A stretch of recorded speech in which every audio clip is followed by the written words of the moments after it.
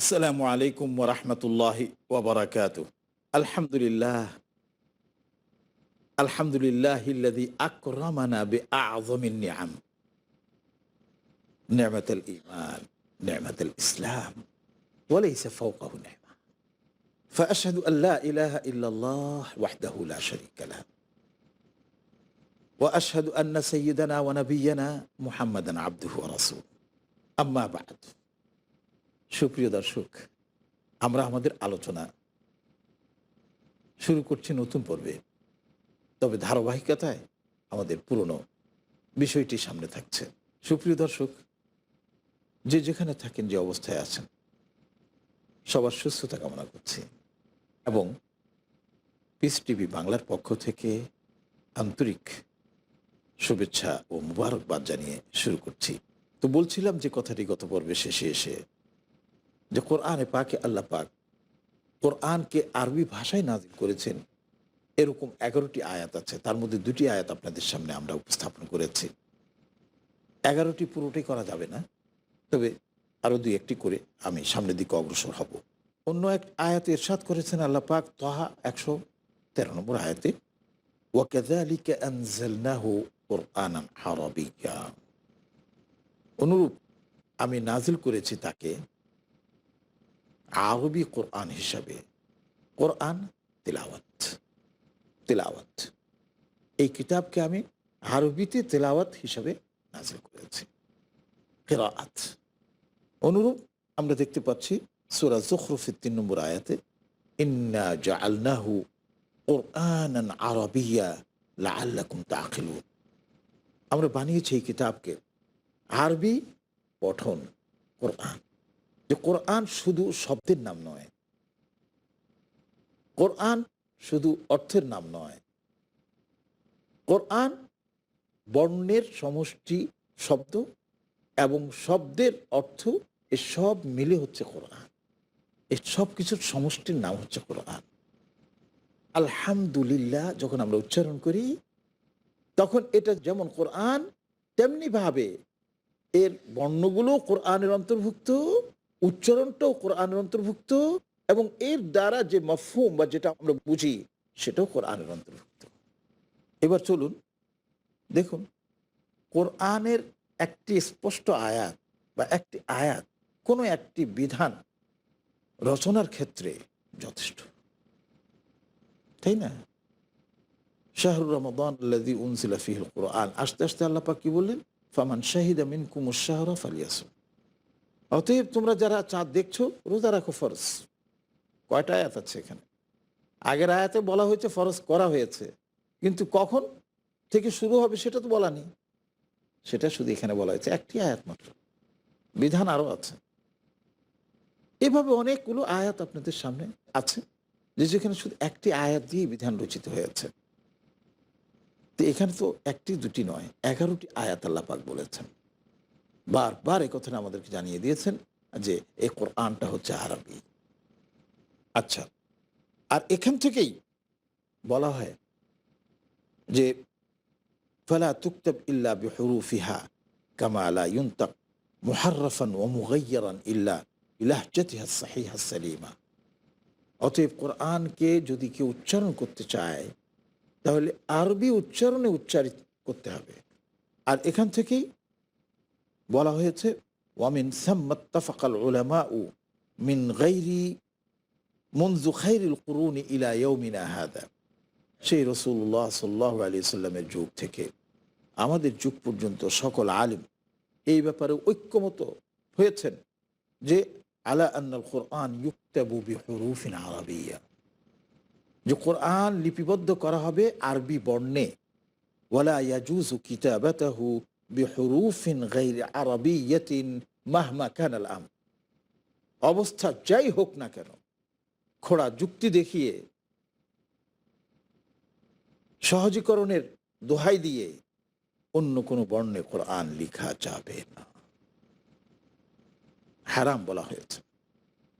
এখানে আরো পরিষ্কার বললা বিহুরুফিন লাতিনিয়া ওয়ালা বিহুরুফিন বাঙ্গালিয়া ওয়ালা বিহুরুফিন আলামিয়া আও মাহাল্লিয়া, সেটা স্থানীয় ভাষা হোক, আন্তর্জাতিক ভাষা হোক, আঞ্চলিক ভাষা হোক, যে ভাষাই হোক না কেন, আরবি ছাড়া অন্য কোনো ভাষার বর্ণে কোরআন লেখা যাবে না।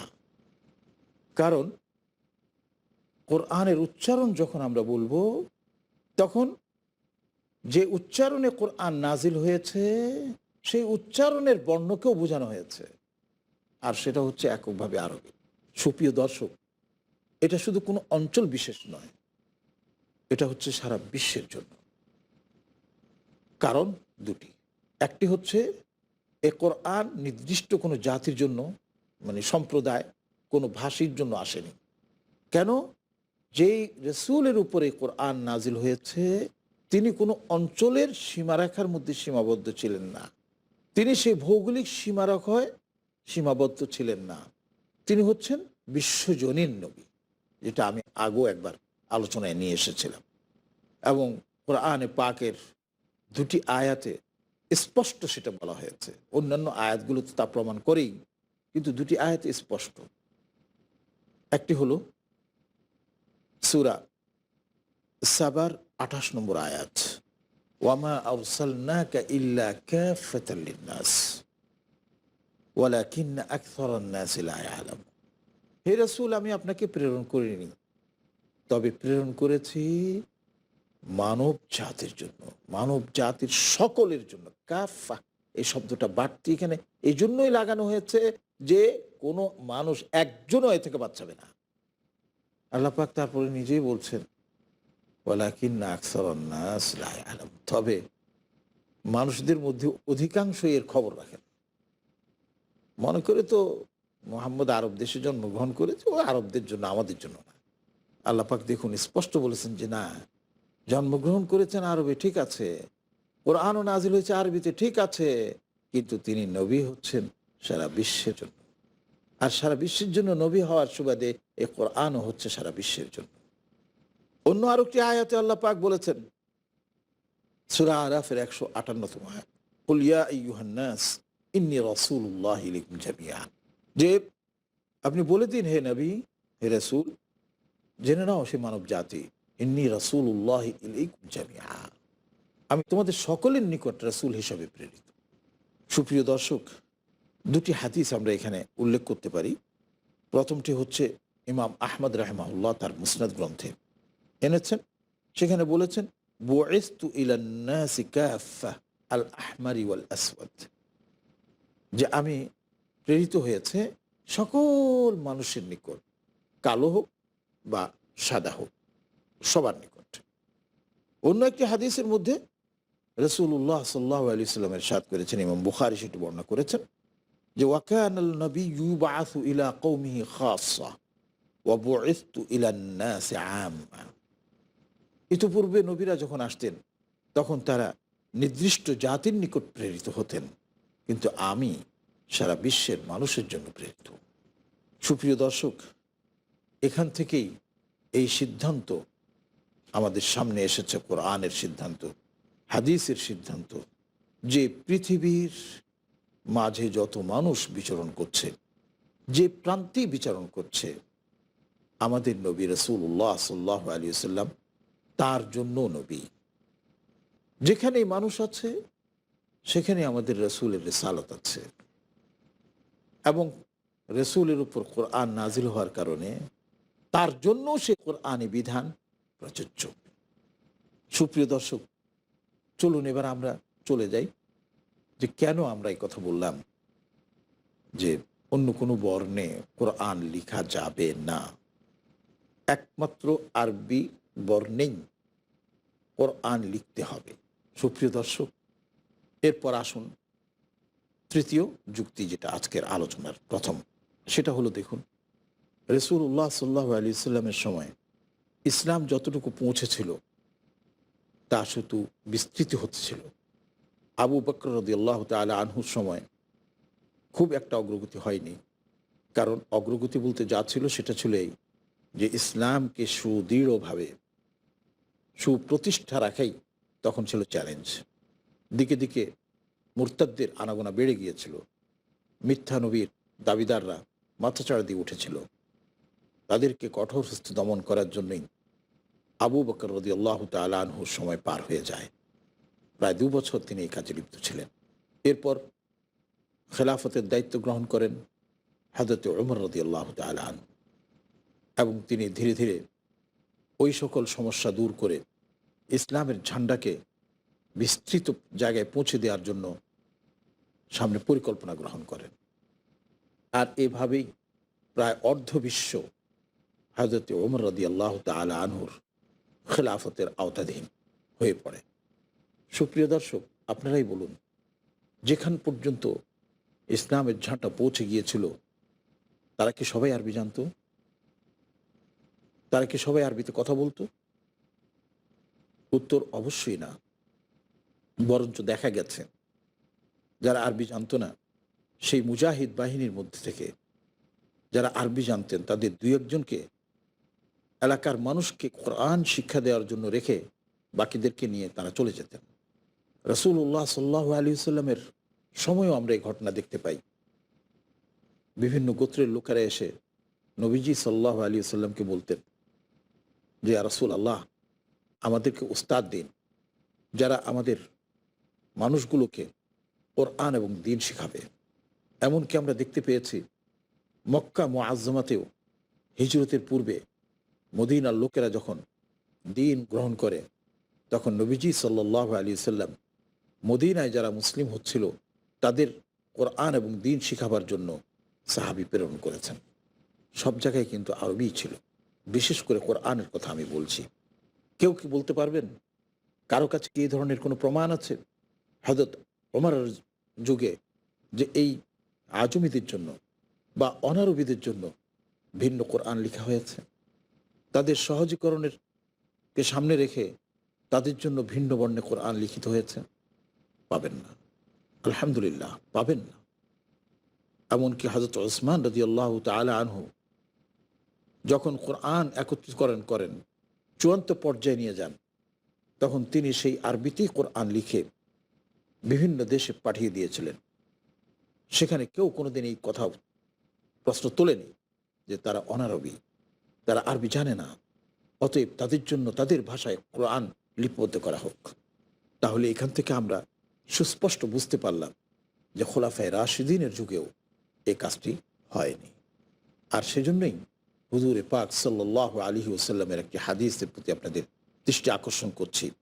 সেখানে তিনি বলেছেন, আলাইকুম বিসুন্নতি ওয়া সুন্নাতিল খোলাফায়ে রাশিদিন, যে তোমরা খোলাফায়ে রাশিদিনের সুন্নতকে আঁকড়ে ধরো, যেমন রাসূলুল্লাহ সাল্লাল্লাহু আলাইহি ওয়াসাল্লামের নিজের সুন্নতকে আঁকড়ে ধরার কথা বলেছেন।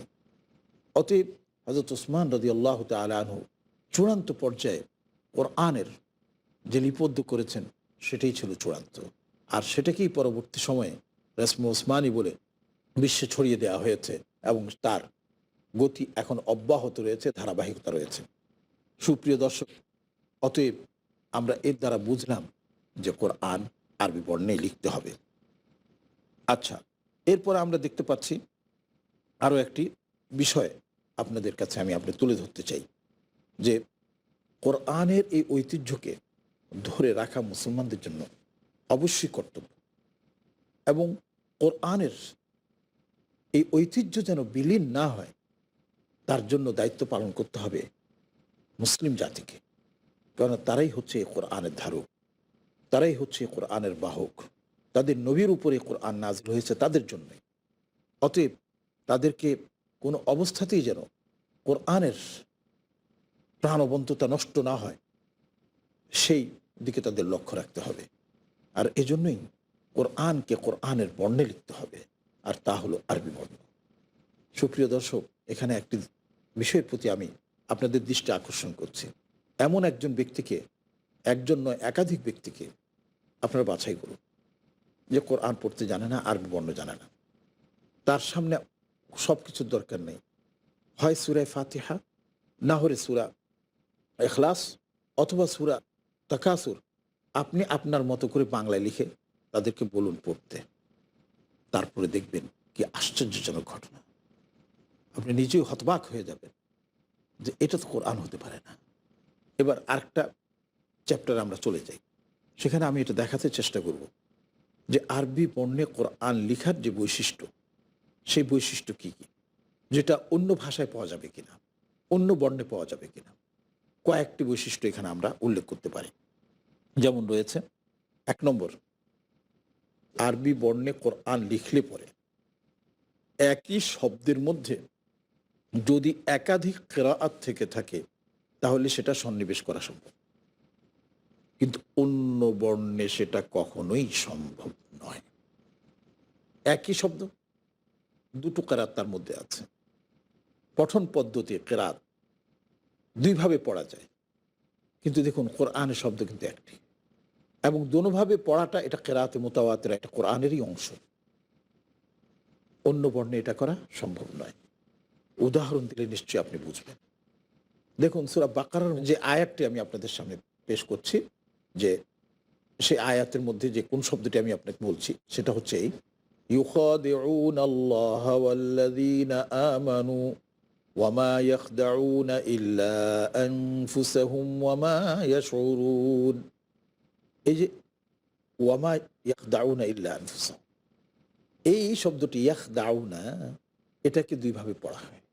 এটা লিখতে হলে কিভাবে লেখা হয়? ইয়া খ দাল আইন ওয়াও নুন।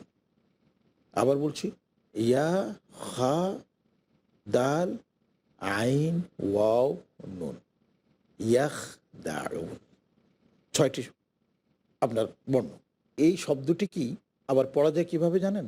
ওই যে প্রথম আয়াতে শুরু ছিল ইউখাদিউনা, অর্থাৎ ওয়ামা ইউখাদিউনা ইল্লা, ওয়ামা ইউখাদিউন। বর্ণগুলো একই, কিন্তু দেখেন উচ্চারণ ভিন্ন হয়ে গেল। একবার হলো ইয়াখদাউন, আবার হলো ইউখাদিউন। ওই খার উপরে যদি আপনি জবরের পরিবর্তনে খা জবর দিয়ে দেন, ব্যাস ইউখাদিউন হয়ে গেছে। বলতে পারেন, বাংলায় বলুন আর ইংরেজিতে বলুন, এমনভাবে কি এক শব্দ লিখতে পারবেন যে ইয়াখদাউনা পড়া যাবে, ইউখাদিউনাও পড়া যাবে? আরও একটি শব্দ আমরা নিয়ে আসতেছি, দেখুন, যে ফি কুলুবিহিম মারাদ ফাযাদাহুমুল্লাহু মারাদা ওয়ালাহুম আযাবুন আলীমুম বিমা কানু ইয়াকযিবুন। দেখেন, ইয়া কাফ জাল বা ওয়াও নুন, 6টি বর্ণ। এই 6টি বর্ণকে সম্মিলিতভাবে পড়া যায় কি ইয়াকযিবুন। হ্যাঁ, আবার এই কিরাআতটাও কিন্তু কিরাআতে মুতাওয়াতির। এটা পড়েছেন কি আসিম হামজা কিসাই, কিরাআতের যারা মশহুর। আচ্ছা, এই শব্দটা কি আবার পড়া যায় কিভাবে জানেন? ইউকাযযিবু। চিন্তা করতে পারেন, ইউকাযযিবু, অর্থাৎ জালের মধ্যে কি হবে? তাসদীদ হবে। ইয়াকযিবুন না, এখানে ইয়ার উপরে জবর, কিন্তু সেটা হবে পেশ। কাফ এখানে সাকিন, সেখানে হবে জবর ইউকা। আগেরটার মধ্যে জের ছিল শুধু, এখন এটার মধ্যে জের হবে, তো তাসদীদ থাকবে, ইউকাযযিবু। আর বাকিটা ঠিক আছে। একই শব্দ দুইভাবে পড়া যাচ্ছে, দোনোটাই কিরাআতে মুতাওয়াতিরা, দোনোটাই কোরআন। অন্য বর্ণে লিখলে কি এটা সম্ভব? অতএব এটা কোরআনেরই বৈশিষ্ট্য, আরবি বর্ণের বৈশিষ্ট্য। অতএব এই আরবি বর্ণ ছাড়া কোরআন লেখা যাচ্ছে না। ২ নম্বর আরও একটি বিষয় আপনাদের সামনে তুলে নিয়ে আসি। কোরআনে কিছু কিছু শব্দ আছে কোথাও একসাথে লেখা হয়েছে, আবার কোথাও ভিন্নভাবে লেখা হয়েছে। যেমন আম, হামজা জবর মিম আম, মিম নুন জবর মান, আম মান। অথচ এটা একসাথে লিখলে হতো, আলিফ হামজা দিয়ে মিম একটা দিয়ে মিমের সাথে নুন দিলে আম্মান হয়ে যেত, কিন্তু না। হযরত ওসমান রাদিয়াল্লাহু তাআলা আনহু এখানে আম আলাদা লিখেছেন, মান আলাদা লিখেছেন। মজার ব্যাপার হলো একই শব্দ অন্য জায়গায় আবার একসাথে লিখেছেন। আম্মান ইয়াকুনু আলাইহিম ওয়াকিলা, সূরা নিসার আয়াত। এখানে আলাদা লেখার কারণে এটা বোঝা গেছে যে হামজা জবর মিম আম এর অর্থ হচ্ছে বাল, বাল মানে বরঞ্চ, যেটা একসাথে লিখলে পরে এই অর্থ পাওয়া যেত না। এই আম শব্দটা আরবিতে কিভাবে ব্যবহার, কোথায় ব্যবহার, এটা আলাদা একটা গবেষণার বিষয়। আর সূরা মুলকের মধ্যে যেটা বলা হয়েছে আম্মান ইয়ামশি, আম্মান ইয়ামশি, সেখানে বালের অর্থ নেই, মানে বরঞ্চ, যেটা এই অর্থ ব্যবহৃত হয়নি। তাহলে আলাদা লেখারও একটা কারণ ছিল। ইনশাআল্লাহ আগামী পর্বে আবারও আপনাদের সামনে এই বিষয়টি নিয়ে আলোচনা করব। জানতে হবে, বুঝতে হবে এবং সে অনুযায়ী আমল করতে হবে। আল্লাহ আমাদের সবাইকে সেই তৌফিক দান করো মাওলা। সবাই ভালো থাকুন, সুস্থ থাকুন। আসসালামু আলাইকুম ওয়া রাহমাতুল্লাহ।